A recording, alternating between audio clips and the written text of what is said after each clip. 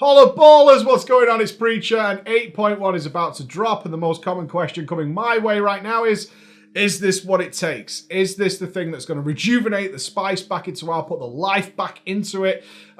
We have discussed that maybe 8.1 is actually sort of like the unofficial real launch of BFA, which is difficult to say. BFA launched in an extremely rushed state. Most of the systems in the game were very underdeveloped. That's fair to say. Everything, in fact, every major feature of BFA was broken or buggy at some point when it arrived onto our screens. So 8.1 promises to bring a fair bit of fixing rather than big game-changing elements. We're going to be seeing a new raid after Christmas that is not coming with the 8.1 patch, but we are getting the Island Expedition expansions, we are getting some class fixes which were promised, remember in the Q&A before BFA came out, that certain classes were not going to get the attention they needed until 8.1. They simply had no more time to do it. They're going to rejuvenate the war fronts in some way. We're going to get a new war campaign stuff, all these kind of elements to try and breathe life into BFA, which has obviously left a lot of people, including myself, a little bit sour towards Blizzard themselves and of course towards the expansion as a whole. So let's take a look at BFA and I'll give you my thoughts on it for those of you who have unsubbed, and I know many of you have, and whether or not it's returning in 8.1. Is this going to be like the full expansion? Is this going to be where it's actually underway and get going? So let's take a look. So getting into it, let's start with the really good stuff in the terms of the war campaign. In particular, this is going to be divided up into two parts for each faction, and we're dealing with Saurfang. Obviously, many of you will have seen the BlizzCon cinematic involving Anduin and so on and so forth, and Saurfang, and we're on the hunt for Saurfang. This was great. I really enjoyed this. This involves the first choice system that we've had in the game ever. We can choose how we want to play this out. And I really, really felt satisfied having to do this. Which way do I want to go? This did bug out for me at first, but when it did work, I had to redo the area to actually get the choice. It was cool because the first time through, unfortunately, it didn't give me the choice, and the default choice it gave me was not how I wanted my story to play out. And that's what's important, because a lot of World of Warcraft doesn't feel like we're affecting the world in any way. Our actions have very little to no impact. It's a nice bit of detective work. I really loved, certainly on the Horde side, the integration of the Alliance zones, going into actual Alliance zones back in Azeroth, and doing some very cool things in order to figure out where Saurfang has actually gone, because obviously we know he was released during the BlizzCon cinematic. On the other side of that, though, very negative, was the actual war campaign stuff. This is the stuff involving the Horde versus the Alliance, not the personal things with Saurfang. This questline needs a lot of work, and given how close this is to being released, I was ultimately extremely surprised to see just how jank this has gone. Without giving away too many spoilers and not spoiling it too much, it does involve the same people it's already involved, so it's not a spoiler really. We are now basically looking for more stronghold points within Alliance territory, from the Horde side that is, and similar for the Alliance coming into the Horde. Unfortunately, they've made this, again, decision where they have to tune this stuff for really the lowest common denominator, and it really pulls you out of what's supposed to be an interesting storyline. In this case, we're attacking the manor inside of Tirisgard's Sound, and unfortunately, they give you the impression that you're attacking a very fortified Alliance stronghold. That's what you're supposed to be doing, and there are hundreds of Alliance soldiers there. Unfortunately, they're all tuned to die rather quickly because there's so many of them, and you feel like you're the god of death. You are the bringer of scorched earth, misery, and pain, as you can single-handedly tear this garrison to pieces. It really makes no sense that you're supposed to be invading this Alliance stronghold, yet you can single-handedly quell hundreds upon hundreds of Alliance soldiers. It really pulled me out of it completely. It felt really dumb, really simple. Immediately upon getting there, the Fill the Bar appeared. Not only that, the attack with Rexxar was very frustrating considering how close this is to release. It took me a near 5 minutes to actually find Rexxar once I had filled my bar. I could have done the quest multiple times over, and due to incorrect quest markers and having to eventually just run laps around the area trying to find Rexxar in order to progress the event, I found that he had gotten himself stuck somehow outside of the quest zone, running backwards and forwards, and then actually trying to click him to turn the quest in was even more infuriating, as he moves at very high speed and doesn't pause. He's constantly on the hunt for blood. So I ended up chasing him around and ended up filling the bar again. So probably 3 or 4 times over at this point, just trying to get him to answer me, to talk to me. I was like, we're done. We could stop murdering these poor Alliance soldiers over and over again. We can stop now, dude. Relax. We've definitely burned them to the ground. We have brought hell to these people. If you're trying to convince people of a war, this is really the wrong way to go about it, because it just feels like you, at this point, it's genocide. We're committing, every single player is going to be committing genocide against the Alliance, and it really doesn't bode well for a war between 2 factions. If there was 2 of me, we would have easily just eradicated the Alliance from existence. That feels, certainly with patch 8.1, this is our first update to this campaign, we definitely already feel way too powerful, and they could have done a much better job here. I found this super frustrating. Again, no spoilers, it does continue after this, but no spoilers this, but it was so disappointing. It felt pretty much like doing world quests. On that note, we are getting the Incursions. So the Incursions take the form of the Legion invasions, exactly the same. You'll see a notification or a symbol over a zone that will say that that zone is under attack. So I've done both sides of this when we were the Alliance. The Horde was attacking Stormsong Valley, and on the Horde side, the Alliance was attacking Nazmir. So when you go to there will be a timer on it, exactly the same as the Legion invasion system. You can click on it and you will have extra world quests, essentially. They're the same form as you had in Legion. Obviously, instead of it being the Fell Demons, this time it is, of course, the Alliance attacking the Horde and the Horde attacking the Alliance. But they've made it quite scenically nice. I have to say that. They have made it quite scenically nice. They're usually attacking a coastline, or in the case of Stormsong Valley, the Horde had zeppelined in, and you've got to counter that assault. So you will have a series of world quests which are quite close to each other, unlike a lot of the Legion invasion ones, which were spread out over the map because they were attacking the whole zone. This time, they're relatively centered about wherever the focal point of the assault is. So, as you can see in the Talanji one, all the world quests involved with this are along the coastline, because the Horde, the Alliance are attacking that coastline. So, very similar, well, exactly the same as the Legion invasions, in fact. You will enter the zone, then the quest will pop up, and it'll say, hey, you should deal with this. 0 out of 4 completed. So, you get this extra emissary quest, essentially. And then you go and deal with those specific quests. But they do count towards that zone's emissary quests. So, as I show in here, I had an emissary quest on the PTR for this character for Talanji, and also for the assault, and they doubled up, so you got 2 for the price of 1 for that, which is a very nice little bonus. Same as the Legion ones, once you've done all 4, you'll then gain an extra little scenario to deal with. These are variable in terms of look and aesthetic. Some of them are quite nice, like they're going for a really good feel. The Horde one I'm showing you here, we actually have a battleship off the coast, which is where the Horde are repelling this attack from. So they're sending in barges of Horde NPCs. You're going to fly out there using Goblin tech, then you're going to get in a rocket, and you're going to fly around and machine gun things down, drop bombs on the Alliance attackers, and then ultimately you're going to go to their flagship where the Alliance have sailed in and deal with their commander who's leading this assault. Now, this is all very well and good. It was very beautiful.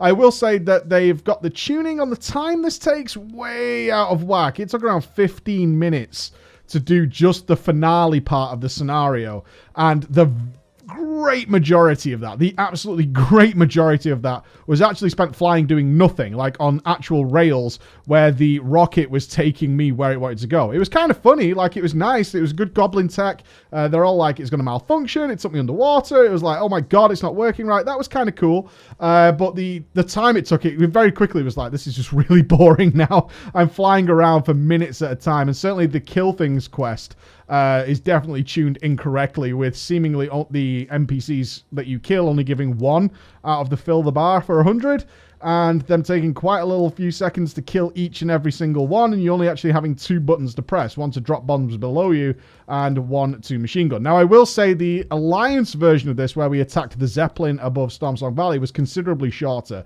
so I'm just going to call that as a bug, or it's just not tuned properly, or the percentages aren't done quite right, because I highly doubt they want it to go live this way, because it takes far too long and makes what could be a nice little fun ending to a little assault very boring, especially if you're using these for leveling purposes, which I'm sure most of you are looking forward to it for that reason. Then it's really going to drag it out and make it unfun for you. So I'm going to go ahead and predict they're probably going to alter that. Let's look at the class updates then. Notably, the big one is the Prot Warrior, who have come off the best here. The Prot Warrior losing Ignore Pain off the global cooldown. The difference is so noticeable so quickly. It's hard to describe. It really is hard to describe how much better this feels. And for many people who play Prot Warriors, it's going to bring right back the feeling you may have forgotten, like what it was like to play without so many abilities on the global cooldown. Like the feel of having it off and being responsive, and I want it now, and I don't want, it's important that I have it now without having to stunt my gameplay in order to achieve this. It's such a major difference in how the Prot Warrior feels to play. How it will work in terms of the strength of Prot Warrior, I can tell you, similar to what we're going to say about the Shadow Priest, is the top-end guilds are actively going out of their way to gear Prot Warriors now. They are having their tanks play Prot Warriors, even though they don't particularly enjoy them, thinking they're actually going to be pretty goddamn strong in the new raid. We're doing it. We've geared 2 Prot Warriors. Nearly every other guild is doing the same thing. It's just preparing for Prot Warriors just in case. We're not saying they're going to be overpowered. Nobody's saying that whatsoever, but they may be, and that's what we're preparing for there. Similar with the Shadow Priest. Now, the Shadow Priests are getting some changes, probably not the changes people were hoping for. The Shadow Priest was a big focus of myself pre-BFA launch and what I would like to see out of Shadow Priest. A lot of it is tweaking, but they have made some quality of life improvements which have had a noticeable difference. Undeniably, as much as some people are unhappy with the changes as it feels a bit like a numbers tweak, the addition of using other spells which are defensives and movement-based abilities and them gaining you insanity does allow for a much better feel. Is it great? No, I don't think so. I played around with it today, but I wasn't on a particularly well-geared Shadow Priest. It was not exactly what I was looking for at all, but it's much better. It is an improvement. There's no doubt about it. It is an improvement. And I can only tell you from the guys, we've prepared for Shadow Priest. We've seen other guilds who have actively gone out to recruit geared Shadow Priest, the guys who suffered from 8.0 onwards until 8.1, geared their Shadow Priests and got them ready, just hoping something in 8.1 would happen. They have been recruited into the top guilds, and we've also seen other guilds gearing up their Shadow Priests. There is a lot of evidence based on our raid testing that Shadow Priests are actually going to be very strong in 8.1's new raid, in the Battle for Dazal Law. So that's something that's happening. So if you are playing a Shadow Priest, it looks like you may be coming off the bench if your guilds have been benching you, which has happened to several people. There's no doubt about that, is they've been completely benched out for a long time and then brought in for farm. It looks like your time in the sun might be coming. In terms of the Shaman, I don't have much to say here other than I spoke with Bay from Final Boss, who mains an Enhancement Shaman, and we've tried Ellie Shamans out. I will say I was surprised to find out that guilds are doing just fine with Ellie Shamans. Despite the community perception, even right now, guilds are taking their Ellie Shamans, and over 1,000 of them have killed Mythic Gahoon. That means that Ellie Shamans maybe need a little rethink from community perception, so certainly if you're listening to this, don't judge them before you judge the cover. I'm sure there's some people who believe Ellie Shamans do like 1 DPS. That's clearly not the case. They're doing very, very high damage when it works out. The improvements to them aren't, again, like the Shadow Priest, aren't as big as people were hoping for, and the feedback I've had is it allows some talents that were completely dead to be mixed back in to the playstyle, but hasn't made much of an overall difference to the playstyle. So if the playstyle was frustrating to you, it might still be frustrating to you come 8.1, unfortunately. Let's move on to the Azerite armor. So this was a big one for me. Obviously, you know I really detest the Azerite system. Was very happy to see that some things were being retired. New ones were coming in, and the first viewing we had of some of the new Azerite armor pieces, the new Azerite armor traits, were actually looking pretty good. They were things you had to think about, care about, and show some interest in. We have now got pretty much a final list. I'll link it down below. Wowhead had a very good write-up of what is new and, more importantly, what is being retired. There are quite a lot being retired, and they're being replaced by brand new ones. Some cool ones, some boring ones still apply, as well as the new raid ones are out there. We're no longer going to have, it's seemingly no longer going to have something like Array, which may pop its head up, but we did not see it on the PTR. It may appear, it may reappear, it may have been taken out temporarily, who knows. But nothing like Archive of the Titans. Instead, we've got some weird choices, such as doing extra damage when you're above a certain HP threshold, but you do less damage. You take more damage, I should say. You take more damage if your health drops too low. A little bit scary, that, for the Mythic Raiders, and potentially for DPS whoring, it could be interesting. Also, stuff like looking out for Bwan Samdi, at least on the Horde side, to be providing you with buffs, but you've got to pay attention to where he is and try and move to his position, and then he'll give you a buff. And if you don't notice him, you'll lose that buff. So something to keep an eye on. We'll see how this plays out when it actually goes live. But ultimately, the new Azerite system maybe isn't what we were expecting. I know for me, I was hoping for more. Ultimately, you can take a look at it now on your screens. It's essentially just more choices. Now, this is better because the outer ring does involve some of the current traits. They're not all brand new traits, which some people I know were expecting. They're involving some of the new traits and a lot of the old ones. But basically, the benefit of this system, it is better, is your BIS trait should be on a piece of armor that you get. There shouldn't be trash armor or what you might consider trash armor anymore, because you basically have two choices. Ultimately, you actually have three of your class choices to choose from. They're giving you two on the outer ring and then another one in the third ring, and that allows you to choose them. But do be aware that if you are a Mythic Raider, they are still standing by this utterly ludicrous system of making the neck requirements in order to fully unlock that armor crazy high. It's currently set at 48 to fully unlock the shoulder piece, which is 4 neck levels higher than the heroic version, and so on and so forth. It's a real shame they're sticking with this nonsensical system that apparently if you're a Mythic Raider, and yes, it's a first world problem, but if you're a Mythic Raider, that also means that you must do more world quest and island expeditions. Grim. That does bring us nicely onto Island Expeditions, though. This is a weird one. The Island Expeditions, they've done a really nice write-up that they released the other day, 5 days ago, actually, which is the set sail for the 2 new islands. They're releasing 2 new islands, which will be Havens Woods and Jorundal, and they're also introducing new mechanics. They really want to get the island system interesting and engaging. Now, I know some people quite like the islands, but certainly myself, I can only speak for myself here, detest the islands. I find them monotonous, awful, just generally just the worst feature they've brought in, considering they are such a primary source of artifact power outside of content I would like to do, which I find personally insulting as well.